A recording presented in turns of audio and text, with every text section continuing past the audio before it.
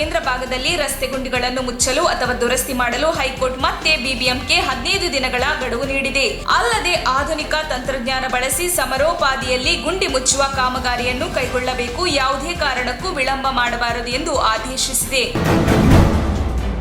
ಬೊಮ್ಮಾಯಿ ಸಾಲ ಮಾಡಿ ತುಪ್ಪ ತಿಂದಿದ್ದಾರೆ ಎಂಬ ವಿಪಕ್ಷ ನಾಯಕ ಸಿದ್ದರಾಮಯ್ಯ ಅವರ ಹೇಳಿಕೆಗೆ ತಿರುಗೇಟು ನೀಡಿದ ಸಿಎಂ, ಕೇಂದ್ರ ಸರ್ಕಾರ ನಮಗೆ ಜಿಎಸ್ಟಿ ಪರಿಹಾರ ನಿಧಿಯಿಂದ 54,000 ಕೋಟಿ ನೀಡಿದೆ, ಸಾಲದ ರೂಪದಲ್ಲಿ 30,000 ಕೋಟಿ ಕೊಟ್ಟಿದೆ ಎಂದು ಹೇಳಿದರು.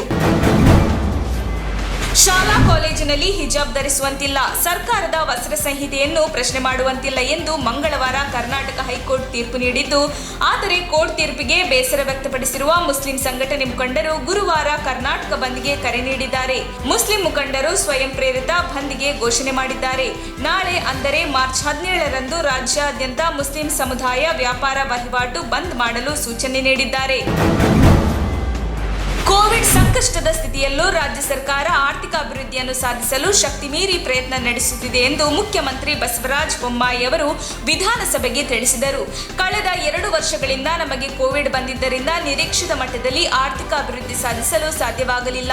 ಆದರೆ ಈ ಬಾರಿ ನಾವು 9.5ರಷ್ಟು ಆರ್ಥಿಕ ಅಭಿವೃದ್ಧಿ ಸಾಧಿಸುವ ಗುರಿ ಇದೆ, ಖಂಡಿತವಾಗಿಯೂ ಇದನ್ನು ಸಾಧಿಸುತ್ತೇವೆ ಎಂದು ವಿಶ್ವಾಸ ವ್ಯಕ್ತಪಡಿಸಿದರು.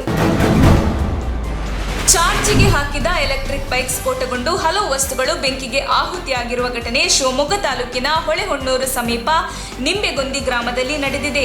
ನಿಂಬೆಗುಂದಿ ಗ್ರಾಮದ ಕಾಡಪ್ಪರ ಮಲ್ಲಿಕಾರ್ಜುನ ಎಂಬುವರಿಗೆ ಸೇರಿದ ಬೈಕ್ ಸ್ಫೋಟಗೊಂಡಿದ್ದು, ಇದೇ ವೇಳೆ ಸ್ಥಳದಲ್ಲಿದ್ದ ಮಲ್ಲಿಕಾರ್ಜುನ ಅವರ ಮಗ ಕಿರಣ್ ಅದೃಷ್ಟವಶಾತ್ ಅಪಾಯದಿಂದ ಪಾರಾಗಿದ್ದಾರೆ. ಒನ್ ನೇಷನ್ ಒನ್ ಪಡಿತರ ಚೀಟಿ ಯೋಜನೆಯ ಲಾಭ ಪಡೆಯಲು ಫಲಾನುಭವಿಗಳು ಪಡಿತರ ಚೀಟಿಯನ್ನು ತಮ್ಮೊಂದಿಗೆ ಕೊಂಡೊಯ್ಯುವ ಅಗತ್ಯವಿಲ್ಲ ಎಂದು ಗ್ರಾಹಕ ಆಹಾರ ಮತ್ತು ಸಾರ್ವಜನಿಕ ವಿತರಣಾ ಸಚಿವ ಪಿಯೂಷ್ ಗೋಯಲ್ ಬುಧವಾರ ಲೋಕಸಭೆಯಲ್ಲಿ ತಿಳಿಸಿದರು. ದೇಶದಲ್ಲಿ ಎಲ್ಲಿಯಾದರೂ ಪಡಿತರ ಚೀಟಿದಾರರು ತಮ್ಮ ಆಯ್ಕೆಯ ನ್ಯಾಯಬೆಲೆ ಅಂಗಡಿಯಲ್ಲಿ ಪಡಿತರ ಚೀಟಿ ಸಂಖ್ಯೆ ಅಥವಾ ಆಧಾರ್ ಸಂಖ್ಯೆ ತೋರಿಸಿ ಪಡಿತರ ಪಡೆಯಬಹುದು ಎಂದರು. ತರಗತಿಗಳಲ್ಲಿ ಹಿಜಾಬ್ ಧರಿಸುವುದು ಅಗತ್ಯ ಧಾರ್ಮಿಕ ಆಚರಣೆಯಲ್ಲ ಎಂದು ಕರ್ನಾಟಕ ಹೈಕೋರ್ಟ್ ನೀಡಿರುವ ತೀರ್ಪನ್ನು ಪ್ರಶ್ನಿಸಿ ಸಲ್ಲಿಸಲಾಗಿರುವ ವಿಶೇಷ ಮೇಲ್ಮನವಿಯ ತುರ್ತು ವಿಚಾರಣೆ ನಡೆಸಲು ಸಾಧ್ಯವಿಲ್ಲ ಎಂದು ಸುಪ್ರೀಂ ಕೋರ್ಟ್ ಬುಧವಾರ ತಿಳಿಸಿದೆ.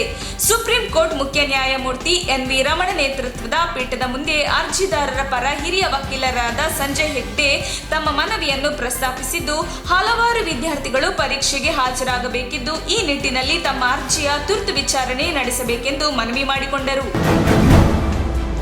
ಪತ್ನಿಯನ್ನು ಲಾಡ್ಜ್ಗೆ ಕರೆದುಕೊಂಡು ಬಂದ ವ್ಯಕ್ತಿಯೋರ್ವ ಆಕೆಯ ಕಾಲು ಕತ್ತರಿಸಿ ಬಳಿಕ ತಾನು ಹೊಟ್ಟೆಗೆ ಚೂರಿ ಹಾಕಿಕೊಂಡು ಹೈಡ್ರಾಮಾ ಮಾಡಿದ ಘಟನೆ ತುಮಕೂರಿನ ಅಶೋಕ ಲಾಡ್ಜ್ ಅಂಡ್ ಹೋಟೆಲ್ನಲ್ಲಿ ನಡೆದಿದೆ. ಗದಗ ಮೂಲದ ಬಾಬು ಎಂಬಾತ ಈ ಕೃತ್ಯ ನಡೆಸಿದ್ದು, ಕೃತ್ಯದ ಬಳಿಕ ಪತ್ನಿಯ ಕಾಲು ಕತ್ತರಿಸಿದ್ದಾನೆ. ಅವಳನ್ನು ಆಸ್ಪತ್ರೆಗೆ ಸೇರಿಸಲು 4 ಹುಡುಗರನ್ನು ಕಳುಹಿಸಿ ಎಂದು ಹೋಟೆಲ್ ಮಾಲೀಕನಿಗೆ ಹೇಳಿದ್ದಾನೆ. ಕೊಲೆ ಮಾಡುವ ಉದ್ದೇಶದಿಂದಲೇ ವ್ಯಕ್ತಿ ಪತ್ನಿಯನ್ನು ಲಾಡ್ಜ್ಗೆ ಕರೆತಂದಿದ್ದ ಎಂದು ಹೇಳಲಾಗಿದೆ. ಹಿಜಾಬ್ ವಿಚಾರದಲ್ಲಿ ಹೈಕೋರ್ಟ್ ತೀರ್ಪಿಗೆ ಬೇಸರ ವ್ಯಕ್ತಪಡಿಸಿ ನಡೆಯುತ್ತಿರುವ ಪ್ರತಿಭಟನೆಗಳ ಬಗ್ಗೆ ಪ್ರತಿಕ್ರಿಯಿಸಿರುವ ಗೃಹ ಸಚಿವ ಆರಗ ಜ್ಞಾನೇಂದ್ರ, ನ್ಯಾಯಾಂಗದ ವಿರುದ್ಧವೇ ಪ್ರತಿಭಟನೆ ಮಾಡುವುದು ನಿಜಕ್ಕೂ ಅಪಾಯಕಾರಿ. ಈ ಸಂಬಂಧ ಸರ್ಕಾರ ಏನು ಕ್ರಮ ಕೈಗೊಳ್ಳಬೇಕು ಅದನ್ನು ಕೈಗೊಳ್ಳುತ್ತದೆ. ಈ ದೇಶದ ಕಾನೂನು ಅಂದರೆ ಆಗಲ್ಲ, ಸಂವಿಧಾನ ಅಂದರೆ ಆಗಲ್ಲ ಅಂದ ಮೇಲೆ ಅವರು ಈ ದೇಶದ ನಾಗರಿಕನಾಗಿ ಏನು ಅರ್ಥ ಎಂಬುದನ್ನು ಅವರೇ ಹೇಳಬೇಕು. ಏನಾದರೂ ಹೆಚ್ಚು ಕಮ್ಮಿ ಆದರೆ ಕಾನೂನು ಕ್ರಮ ಕೈಗೊಳ್ಳುತ್ತೇವೆ ಎಂದು ಆರಗ ಜ್ಞಾನೇಂದ್ರ ಆಕ್ರೋಶ ವ್ಯಕ್ತಪಡಿಸಿದರು.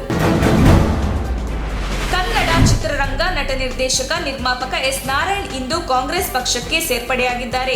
ಕೆಪಿಸಿಸಿ ಕಚೇರಿಯಲ್ಲಿ ನಡೆದ ಕಾರ್ಯಕ್ರಮದಲ್ಲಿ ಕೆಪಿಸಿಸಿ ಅಧ್ಯಕ್ಷ ಡಿಕೆ ಶಿವಕುಮಾರ್ ಅವರ ಸಮ್ಮುಖದಲ್ಲಿ ಎಸ್ ನಾರಾಯಣ್ ಕಾಂಗ್ರೆಸ್ಗೆ ಸೇರ್ಪಡೆಯಾಗಿದ್ದಾರೆ.